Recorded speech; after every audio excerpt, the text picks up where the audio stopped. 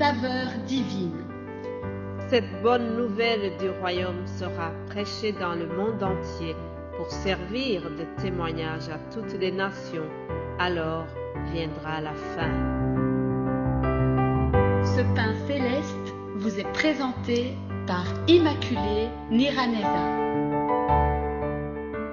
Shalom, shalom, mes bien-aimés qui écoutez l'émission Saveur divine. Que la paix de Christ soit avec vous. Remercions le Seigneur qui nous donne le souffle de vie ce matin. J'espère que vous allez bien là où vous vous trouvez dans vos familles, dans les quatre coins du monde, partout où les amis de Saveur divine écoutent ce message. Soyez bénis abondamment là où vous vous trouvez. Que Dieu nous fasse du bien ensemble, car il est omniprésent. Il est ici en Europe, en Afrique, en Amérique, et nous sommes bénis de la même façon, chers amis. Alléluia. Je remercie le Seigneur pour sa lumière qui jaillit dans nos cœurs. Vous savez, ici en Europe, pendant ces périodes d'hiver, les journées sont courtes, la lumière est très courte, les journées sombres arrivent vite. Une fois qu'il est 17 heures, on voit déjà qu'il fait sombre. Ces périodes de fin d'année aussi sont marquées par les lumières que nous voyons partout dans les rues et les maisons, les personnes, les habitants illuminent leurs façades. On voit vraiment déjà les lumières partout, dans les magasins et aussi chez des personnes, des individus, des privés. Ils ont déjà embelli leur façade. Vraiment, c'est joli. Parfois, nous avons envie de nous arrêter longuement devant certaines façades pour voir les décorations, des jolies lumières qui illuminent la façade. Ah, c'est merveilleux tout ça. Encore mieux, chers amis, c'est que pour nous les chrétiens, ceux qui ont cru en Jésus-Christ, il y a une lumière permanente qui brille dans nos cœurs, une lumière qui est là toute l'année, une lumière qui n'attend pas seulement la période de fin d'année. Alléluia. Bénissons ensemble le Seigneur pour sa lumière. Jésus-Christ est la lumière du monde. Si tu as Jésus dans ton cœur, il est ta lumière. Alléluia. Je souhaite vraiment que tu puisses le recevoir si ce n'est pas encore fait, que tu puisses avoir Jésus-Christ comme ton Sauveur et ton Seigneur. Alors tu auras sa lumière toute l'année. Alléluia. Hier, je vous ai donné comme titre « Dieu est la lumière du monde » et aujourd'hui, nous voyons Jésus, la lumière du monde. Tel Père, tel Fils. Forcément, si Dieu est lumière, son Fils Jésus-Christ aussi est lumière. Et nous, ses enfants, nous sommes la lumière du monde. Waouh, ça rime vraiment très bien, n'est-ce pas, chers amis? Je vous propose de lire l'Évangile selon Jean, chapitre 8, au verset 12. Jésus, la lumière du monde.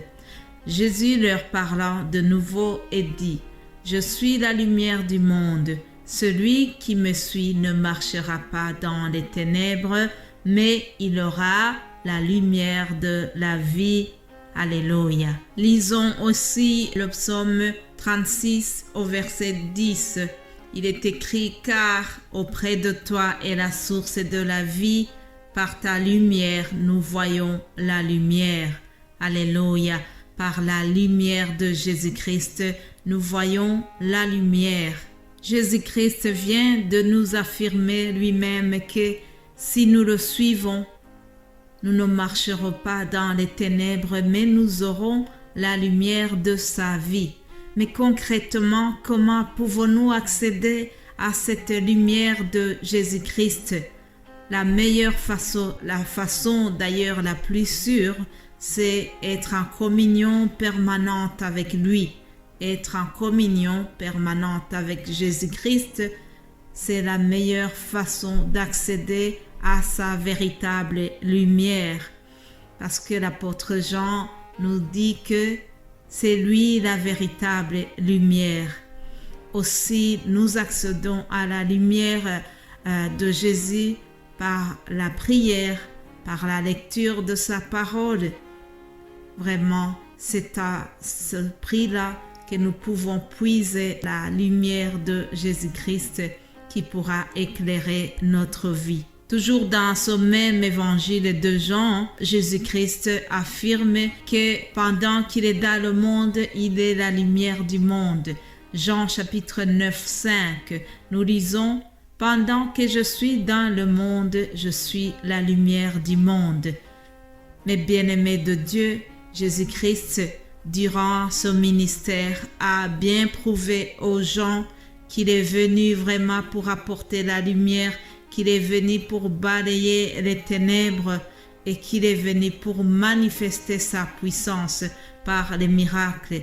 Jésus-Christ a témoigné donc sa lumière par ses œuvres merveilleuses.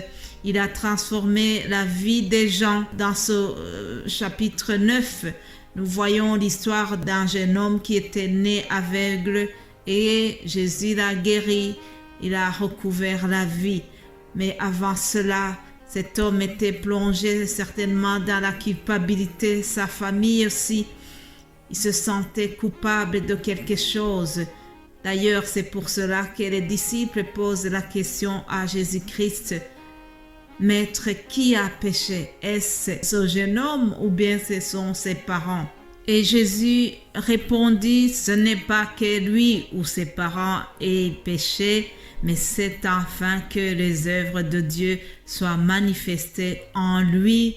Alléluia. Autrement dit, c'est afin que les ténèbres soient chassées par ma lumière.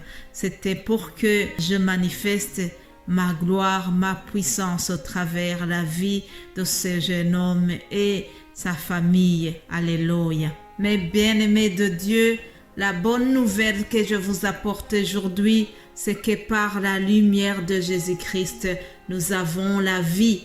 Et une vie pas comme celle que vous pensez, mais nous avons une vie en abondance. Lui-même, il a affirmé, Jésus-Christ a dit lui-même qu'il est venu afin que les brebis aient la vie et qu'elle l'ait en abondance. Alléluia. Voilà, c'est pour cela que cet homme qui était né aveugle a vu son épanouissement.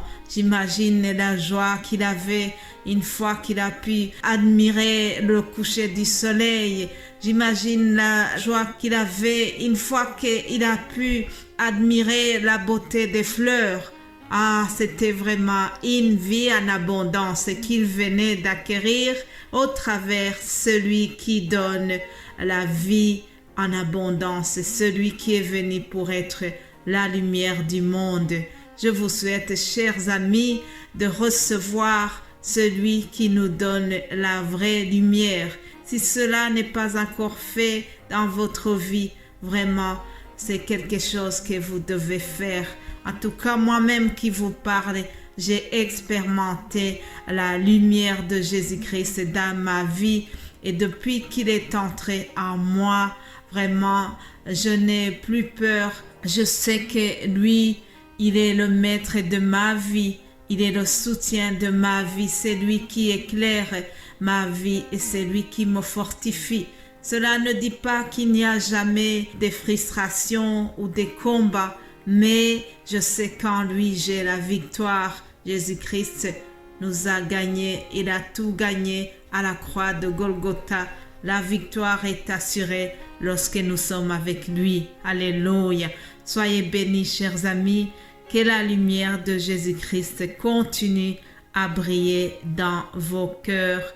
Au nom de Jésus-Christ, j'ai partagé cette méditation. Soyez bénis abondamment. Amen.